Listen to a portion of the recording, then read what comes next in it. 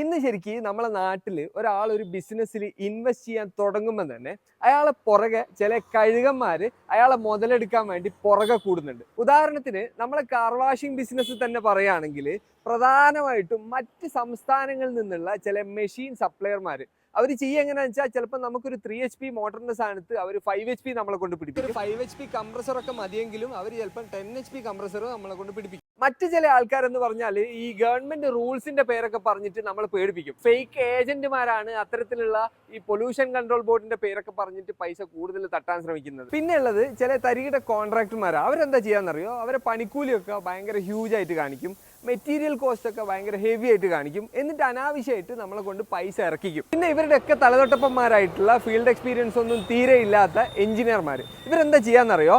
അനാവശ്യമായിട്ട് നമ്മളെ പ്രൊജക്റ്റ് മൊത്തത്തിൽ അങ്ങ് ഡിലേ ആക്കും. പിന്നെ ചില പേപ്പർ വർക്ക്സും കാര്യങ്ങളൊക്കെ വരുന്ന സമയത്ത് അവരുടെ ഭാഗത്തുനിന്ന് ഡിലേ വരുത്തും. ഞങ്ങളൊക്കെ ശരിക്കും ഇതിൽ ഇൻവെസ്റ്റ് ചെയ്ത് കഴിഞ്ഞപ്പോഴാണ് നമുക്ക് കാർ വാഷ് ഇൻഡസ്ട്രി പോലും ഇത്രയും ചതിക്കുഴികൾ ഉണ്ട് എന്നുള്ള കാര്യം മനസ്സിലായത്. അതുകൊണ്ട് തന്നെ ഇനി ഈ ഒരു മേഖലയിലേക്ക് വരുന്ന ആർക്കും തന്നെ ഇത്തരത്തിലുള്ള നഷ്ടങ്ങൾ ഉണ്ടാവാൻ പാടില്ല എന്നുള്ളതാണ് നമ്മളെ മോജോ ഓട്ടോ കഫേ എന്ന ഫ്രാഞ്ചൈസി കൺസെപ്റ്റിന്റെ ലക്ഷ്യം. അതായത് നിങ്ങൾ ഇൻവെസ്റ്റ് ചെയ്യുന്നതിൽ ഒരു രൂപ പോലും വേസ്റ്റ് ആയി പോവാതെ ഞങ്ങൾ നോക്കിക്കോളാം എന്നുള്ളതാണ് ഞങ്ങൾ നിങ്ങൾക്ക് തരുന്ന ഉറപ്പ്.